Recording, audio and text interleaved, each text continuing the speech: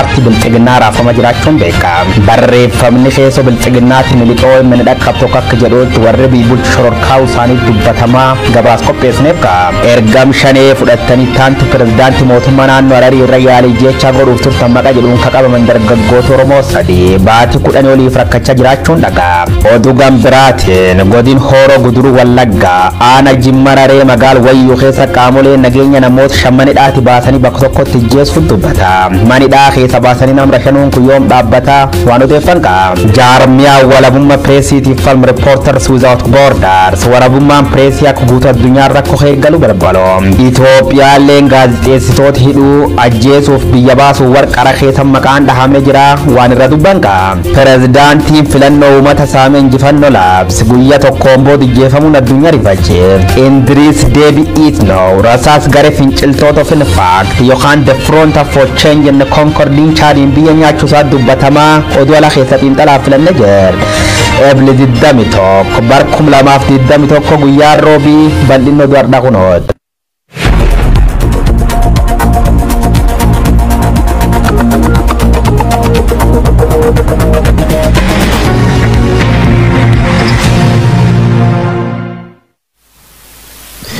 Kutawwan addunyaa irraa hordoftan maratu nageenyi keenya isin dhaqqabu daawwattoota Oromiyaa miidiyaa neetwoork shama akkam jirtu oduuwwan saati kanaan Abiraan Biruutu isinitti hima.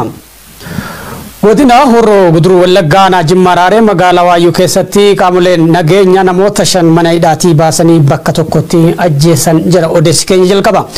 Biraanuu Tolesaa Balaa Xiiqii Baanee Nagarii Guutaa Carraanaa Cimdeessaa Xaafaa warra yakka kanaan ajjeefamanii dabalata oduu kana qaxaanitti qindeessine jira.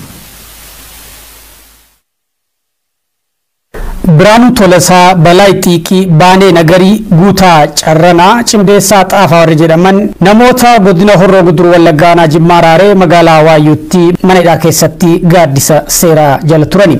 Hidhamtoota kanneen qaamoleen nageenyaa mana hidhaatii baasanii bakka tokkotti ajjeesuu odeessachi dhuga'ee ni mul'isa. Miseensa maatii namni jala ajjeefame keessaa tokko kan ta'e poolisoota bakka sana turanirra odeeffannoo maatiin argate yeroo OMN itti himu namoonni kunneen dilbata darbe Widhatatti barii halkan qixxeessaa sagalitti gara bosona naannoo magaala sanaa jirutti geeffamanii bakka tokkotti hundi isaanii ajjeefamu dubbata. Godina Hooroo Guduruu aana Jimmararee magaalaa Wayyuu jedhamu keessatti gaafa guyyaa 10 sanbataa jechuun sa'aatii 9 irratti humnoota waraanaatiin butaniire halkan dafneetti bari'u sa'aatii 9tti achiitii fudhatee gaafa dafnee odeeffannoo dhageenyetti gaafa dafnee gaafa guyyaa 11 guyyaa 8 fi Sadii saati lamarratti ajjeefamee gammoojjii jedhamu tokko jedhutti namoota 5 isaanii mormarraa bukkutanii haala ijatti gadi darbatanii tokkoffaa Biraanuu Tolesaadha. Lammaffaan Guutaa Carraanaadha. Saanii Cimdeessaa Caalaadha. Arfaffaan Balaa Xiiqii jedhama. Shanaffaan Baanee Badhaasaadha. Namoota mana hidhaatii baafamanii ajjeefaman kanneen keessaa namooti 3 hojjettoota mootummaa namni tokko dafqaan bulaa akkasumas namni tokko immoo qonnaan bulaanichaatii jedhu. Miseensi maatii OMN dubbise.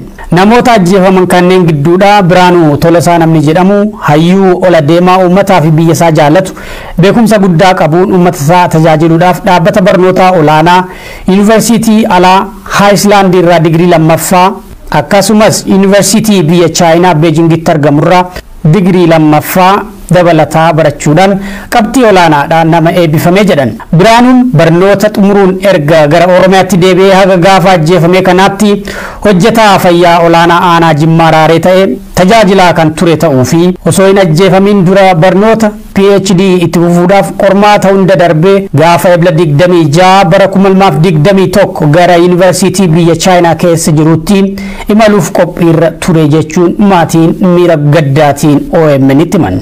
Keessumaa lixa Oromiyaatti namoonni mana hidhaatii baafamanii ajjeefamuun waan baramaa dhufe ta'ee jira. Qabsoon Oromoo boqonnaa murteessaa irra ga'uusaatiin garee mootummaa keessatti burjaajiin uumamaa akka jiru himamaa jira. Yeroo biyyattii keessatti kallattii afraniin waraanni jeequmsi siyaasaa beellii fi dheebuun uummata miiliyoona hedduu gaagaa jirutti ajandaan paartii biyya bulchuu filannoo qofa ta'ee jira. Dhugaan lafarra jiruu fi gochi mootummaa haga yoomitti walirraa baqata. Gabaasa dabalataa Usmaan Baayyuu qindeesse. Qabsoon uummata Oromoo boqonnaa murteessaa irra ga'uun garee mootummaa biltsiginnaa keessatti jeequmsa uumaa akka jiru saaxilame. Wayitii impaayera Itoophiyaa keessatti kallattii arfanii waraanni jeequmsa siyaasaa beellii fi dheebuun uummata miliyoona hedduu gaagaa jiru kanatti ajandaan paartii biltsiginnaa muummichi ministeeraa Abiyyi Ahmad garuu leenjii filannoo filattoota malee leellisuu ta'ee jira. Hundaa olitti ammoo qabsaa'ota sabaa fi falmitoota haqaa abaaruun uummata bal'aa afaan fajjeessuun buddeena abjuu nyaachisuu akka tarsiimoo siyaasatti qabatee adeemaa jira. Barreeffamni leenjii olola mooraa sirnichaa keessaa miliqee OMN bira ga'e akka saaxilutti gareen mootummaa biltsiginnaa qabsoo uummattoota biyyattiitii hudhamee muddamaa jiru ammas humnoota siyaasaa nageenyaa fi araara biyyaalessaa lallaban humnoota badii abdii keenya dukkaneessuu barbaadan jechuun farrajaa jira. Dhugaa fi haalli qabatamaa yeroo ammaa lafarra jiru garuu paartiin biltsiginnaa yeroo ammaa uummata ceesisuu miti ofiifuu keessa isaatti caccabee wal nyaataa akka jiru beekamaadha. Torbaanota muraasaan dura waltajjii biltsiginnaa damee Amaaraa fi Oromiyaa Finfinneetti taa'amee turee fi bu'aan inni hordofsiise kanaaf ragaa guddaadha jedhu taajjabdoonni haalichaa itti dhiyeenyaan hordofaa jiran. Akkuma armaan dura barame waltajjii pirezidaantotaa fi itti gaafatamtoota dameewwan biltsiginnaa lamaanii tibba darbee kunis tooftaa fi tarsiimoo siyaasaa sobuu fi sossobuun gidduutti uummata burjaajessuu akka ta'e ifatti mul'atee jira. Kanaafis ragaan waltajjii Finfinneen booda haala qabatamaa biyyattii keessa deemaa jiru irra kan jedhan taajjabdoonni waraana uummata nagaa walloo irratti banamee fi hiriirri nagaa magaalota naannoo Amaaraa kanaaf fakkeenya guddaadha jedhu. Kunis akkuma sodaatamee ture gareen mootummaa biltsiginnaa muummicha ministeera Abiyyi Ahmadiin durfamu fedhii murna tokkoo fi abjuu lallaba nugusummaa nama dhuunfaa jalatti kufee biyyattii dirree waraanaa fi boo'ichaa taasisee jira. Waadaa waggaa 3 guutuu lallabamaa ba'ee rasaasa waddamuu lammiilee nagaa fi beelaa waxalamuu miliyoonota hordofsiisee malee hawwiin dimokiraasii fi nageenya waaraa buusuu tokkollee sirnicha keessa cobuu akka hin dandeenye hundaafuu ifee jira. Walumaa galatti gareen maqaa ce'umsaatiin injifannoo uummanni Oromoo wareegama ilmaan isaaniitiin gonfatee ture saame waggaa 3 guutuu karaa adda addaatiin qabsoo fi injifannoo uummatichaa danquu fi socho'aa ture.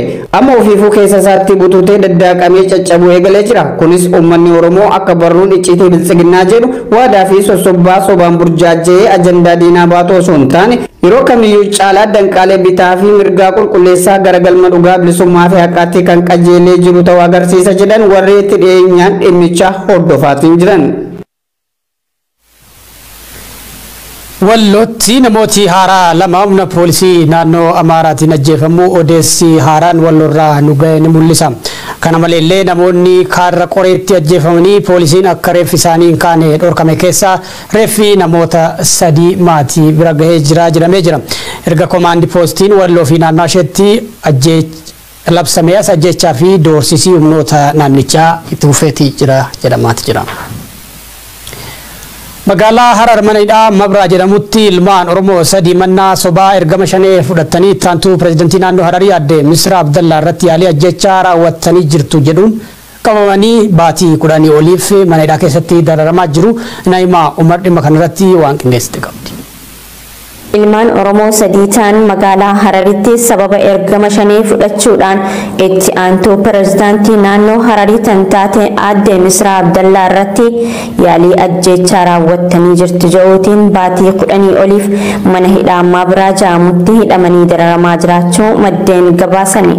Akka namni namoota kanaa wajjin hidhamee turee fi boodarra mana hidhaatii bahee tokko bilbilaan OMN'if ibsetti namoonni 3 himannaan kun irratti banamee dargaggoo Salamoon Zannaba jiraata gaara mul'ata miliyoon Alamaayyoo Arsiirraa Abarraa Sawunnata ammoo Baddannoorraa kanneen qabamanii hidhaman akka ta'edha. Dargaggoonni kunneen iddoo garaagaraatii qabamanii dhufuun himanni wal fakkaataan kan irratti baname yoo ta'u 3 isaaniitu mana murtiitti wal argamu malee kan wal hin beekne ta'uunis himamee jira. Dhimmi namoota kanaa mana murtiitti dhaddacha cufaadhaan gaggeeffamaa jira kan jedhu namni odeeffanne kun abukaattoon mootummaadhaan dhaabbatee fi si'a 2 qofa dhufee achi hafuun amma abukaattoo malee jiranii jechuun ibsee jira. Akka maddeen ja'anitti ragoota namoota kanneen irratti qindeeffaman keessaa dubartiin yaaliin ajjechaa irratti raawwatame jedhamte ragaa tokkoffaa ta'uu eeruun ishiin garuu dhiyaattee ragaa bahuu akka diddes himamee jira. Gama biraatiin ajjechaa artistii Haacaaluu Hundeessaatiin walqabatee hokkara uumameen dargaggoota siidaa Abbaa Haayile Sillaasee kan magaalaa Hararitti diigame hordofuun hidhaman namoota 50 keessaa 46 mirga wabii maallaqaatiin baanis namoonni 4 mataa mataatti wabii qarshii 50,000 kafalaa jaamuun qarshii san kafaluu waan dadhabaniif mana hidhaatti hafanii rakkachaa akka jiranis maddeen gabaasanii jiru. Itoophiyaan qorannaa walabummaa pireesii ilaalchisee barana qoratameen sadarkaa lammaffaa bara darbeerraa gadi bu'uun 101 irratti argamti jedha Reporter Without Borders. Kana maleellee walabummaan pireesii akka addunyaatti dhibbeentaa 70 danqameeti jira jedha. Pireesiin Itoophiyaa keessatti balaa jala akka jirurree kaaseeti jira. Gabaasa Euronews, BBC fi maddeen garaagaraa Siraaj Sabaaftu qindeesse. Jaarmiyaan walabummaa pireesii falmu Reporters Without Borders yookaan reporteroota daangaa maleeyyii jedhamuun beekamu walabummaan pireesii dhibbeentaa 70 danqamee jira jedhe. Dhaabbatichi qorannoo bara 2021 biyyoota 180 irratti taasiseen biyyoota 73 keessatti danqaan jabaan walabummaa pireesii akka mudatee eeree jira. Biyyoota 59 keessatti ammoo daangeffamni kaa'amee jira jedhe. Itoophiyaan qorannaa kanaan sadarkaa 2 gadi bu'uun sadarkaa 101 irra yoo ta'u walabummaan pireesii Itoophiyaa keessatti balaa irra jira jedheeti jira. Erga ministeerri muummee Dr. Abiy Ahmad gara aangootti dhufee walabummaan pireesii fooyyee kan qabu fakkaatus deebi'ee balaaf saaxilamee jira kan jedhu gabaasni dhaabbata kanaa. Itoophiyaan bara 2020 keessa gaazexeessitoota